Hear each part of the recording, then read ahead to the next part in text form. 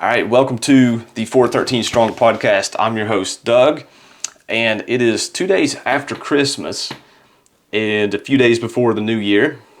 And today we're going to talk about how to win in anything you do in 2024, because it's a well-known fact most New Year's resolutions fall short, whether they're fitness or other things. That cold plunge you said you were going to do every day last year, right? That intermittent fasting, how did that hold up? And spoiler alert, sometimes the deal is you're just setting goals that aren't, and things that aren't necessary and aren't realistic and aren't sustainable, but we're going to get into that. I've got a couple things to say. First of all, in my club, we ran a 24-day sprint, 24 days till Christmas sprint. And the idea was to make the most of December, because a lot of people go in, even like fit people, go in with the mindset, well, I did pretty good this year. I'm just going to cruise and enjoy December, be quote unquote mindful, and whatever happens, happens. And then you end up gaining 5 pounds like everybody else. And so we wanted to go in with an aggressive, really intentional approach. And we did that. And in my club, I would say there's probably 4 people really stuck with it the whole way through. And there's Christian, one of my clients, in the comments on Instagram Live saying it was awesome. Christian was one of the ones that stuck with it. And I got to give a shout out to her husband as well. He had some long hours, some long days where he was coming in and getting the workout done after a very long day, no matter what, he was getting it done. So shout out to Ellis as well. But there was one person that went above and beyond, was consistent, tagging me in stories, posting in the group, encouraging other people, and it was close. There was like I said, there was 3 or 4 people really that stuck with it. But Ronnie Byers is the winner of the 24 days till Christmas sprint. So he's going to win an extra month of coaching. He's going to win a sweatshirt for me. Congratulations to Ronnie. By the way, Ronnie is an OG in my group. He's also a group leader. And he's just one of the most encouraging, uplifting people in the community. And that's why I made him a group leader. Christian is as well. So, one more piece of business. Just this time of year, everybody seems to have the sniffles. And I've seen, people passing around viruses and viral things like a beach ball at a Nickelback concert back and forth, and they're sick. 1 week they start to get better, then they're sick again, and then their kids bring home something, and then it just, everybody seems to be sick. And I wanted to remind you that if you're questioning whether or not you should go to the gym, whether or not you should work out, sometimes working out is the thing that's going to help you feel better. It's all context dependent. And I talked to a doctor once about this, and it was a good piece of advice. They were like, think about your neck. If the symptoms are above your neck, like you got a cough, a sneeze, a runny nose, headache, stuff like that, just go to the gym. Just be mindful, wash your hands, don't get in people's faces, but go to the gym. That's going to be good for you. Also, don't neglect vitamin D. Get outside. People don't get sick from being too cold in the winter. They get sick from being inside and getting a lack of vitamin D. Secondly, if the symptoms are beneath the neck, you got a cough, but it's like really in your lungs, and maybe your stomach's hurting, just obvious stuff like that, it's best to stay home. And of course, take into account your fever and everything like that. But if it's above the neck, just go to the gym. Still take care of your body. You're going to feel better. Like even if I have stuff going on, I'm congested, I feel better at the gym. I don't feel sick at the gym. And then that first hour after the gym, I feel better than I do all day. So I just wanted to cover that, because that's something that I see a lot of people talking about. Well, I can't go to the gym. I've been sick for 2 weeks. You're going to miss a lot of gym time if you have that mindset. All right, so someone said, hey man, we got the place. Awesome. Remind me in the comments what the place was. I've had a lot of conversations here lately, my man. Just remind me in the comments. All right, so 4 ways to win in 2024 and make sure you actually stick to the goals, resolutions. Resolutions are kind of like a thing of the past, kind of like Black Friday sales on Black Friday. I feel like people kind of are, roll their eyes and they're sarcastic about them, so they don't set quote unquote resolutions. But in the back of your head, you probably have some things you're wanting to do differently this year. So here we go. First thing that you need to do to win in 2024 is not just set a goal, but set a vision. And I always say this every year. A goal without a vision is incomplete. That would be like saying, oh yeah, I'm going to Los Angeles next month. Oh, cool. Where are you flying from? Oh, I don't know. Like you have to think and consider all this, right? Like you have to plan ahead. And a vision gives you the gravity pull. It gives you the step-by-step process.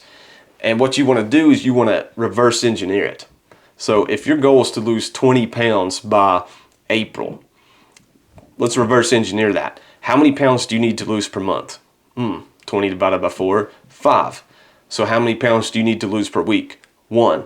Okay, so what do you need to eat each and every day, each and every week to lose 1 pound per week? And you just have to be consistent with that. And I think too many people just like, I want to lose 20 pounds, and they leave it at that. That's called setting a goal. But you need a vision with a really intentional game plan of how to get from point A to point B. All right. Secondly, and this one, I think sometimes you think you don't care what other people think, but you really do. Don't care what other people think. So many people I talk to are like, I give in at work, man. I give in when we are eating in the break room, when we go out to lunch. People don't want me to say, I don't want to order a salad in front of the guys. I don't want to do this or do that. And by the way, you don't have to order a salad. Sometimes the salads are washed off, but if you care too much about what other people think, your goals aren't going to become a reality. That's a plain and simple fact. That one of my clients told me last year, they were like, I've been more consistent by eating by myself every day in solitude. And I've been able to just stick to whatever I'm eating. I'm not tempted to, eat off these platters they bring in at work and everything. And it's like, I'm like, whatever it takes, man, whatever it takes. I want you to socialize and things, but sometimes when you work a really social job, it's good to take a step back and eat by yourself. We all need that time alone, even if you don't need it. Of course, I'm introverted, so I crave it. I want that, but some people, they're not that way. But yeah, make sure that you don't care what anybody thinks about your goal. And obviously, I think someone spoke that into my life at a young age, and it always stuck with me. And if you've seen the video of me posing on the mountain, I think I don't really care what people think, but you have to have that mentality, because if you care what people think, you're going to let that influence your decisions and you won't get to where you want to be. Number 3, get actual accountability. To all you guys out there that go to the gym with a buddy and your workout partners, and you say, we're going to hold each other accountable because he's meeting me at 5 o'clock every morning or 5:30. That's not enough. That's not enough. Now, I've had some good workout partners in the past, but a lot of times what I see are two guys at the gym just kind of rolling around in the mud. All right? You're making some progress, but you're not getting an objective eye. You need actual accountability a lot of times to get to where you want to be and to go to a place you've never been before. And a gym partner can be a good thing, but it's not the end, it's not the missing piece. So just keep that in mind, actual accountability. And yeah, shameless plug, everybody that I've ever coached that complies with what I tell them and that even just halfway communicates with me, does their check-ins, they all get amazing results. And it's because of the accountability. The only way someone doesn't get results with my program is if they ghost me when I message them and they don't communicate with me and they don't do their check-ins. I mean, what do you expect if you don't do that stuff, right? So if you really are serious, and I've I've used coaches in the past, I've used one this year, of getting to where you want to be faster. I encourage you to check out my 6-week challenge. Message me the word challenge and I'll give you more information. We're going to kick off 2024 on January 1st, right? Growing both spiritually and physically, whether you want to add muscle or burn fat. Now, fourth thing you need to do, if you want to actually win in 2024, is view yourself as a winner. Remind yourself that God is for you. I think sometimes we fail our goals so many times. We fail our resolutions. You've had so many attempts at losing your gut year after year after year, and you find yourself in the same place where you're not only afraid to take your shirt off at the beach, you don't even feel comfortable in the tank top at the gym. So you wear, you don't wear that tank top you bought, you wear your t-shirts. And then at work, you're uncomfortable sitting down because your gut hangs out over your stomach when you sit down. When is enough enough? You buy this nice truck, you add things to it, you wash it, you take care of landscaping and you mow your yard at the house. Why not give your body that same attention? View yourself like as a prized possession the way God views you. God is for you and God wants you to win. And when you understand that and you truly believe that, it will change how you approach different things in life. There will be no more halfway doing things. You'll do things really in it to win it. A man on a mission to achieve your goal. So that's the 4 things that personally, if I had to pick just 4, you need to do to actually win and see your goals in 2024. Now, a couple plugs. If you're not in my free Facebook info group, I'm beginning a little cut.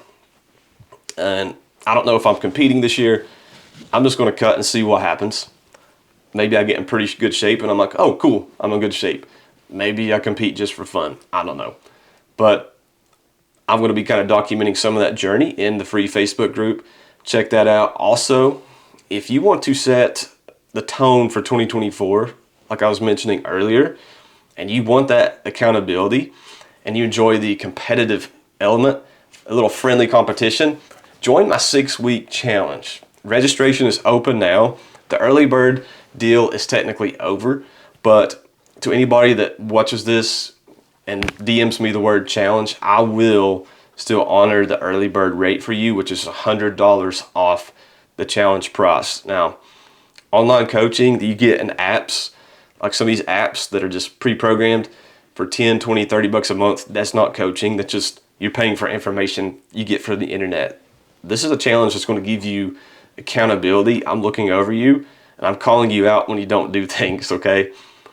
And it's a very affordable rate for accountability like that. So 6-week challenge starts January 1st. DM me the word challenge if you want in on it to set the tone. But next time I talk to you guys, it will be 2024 on the podcast. So hope you have a good, safe rest of 2023, and we'll talk to you next week.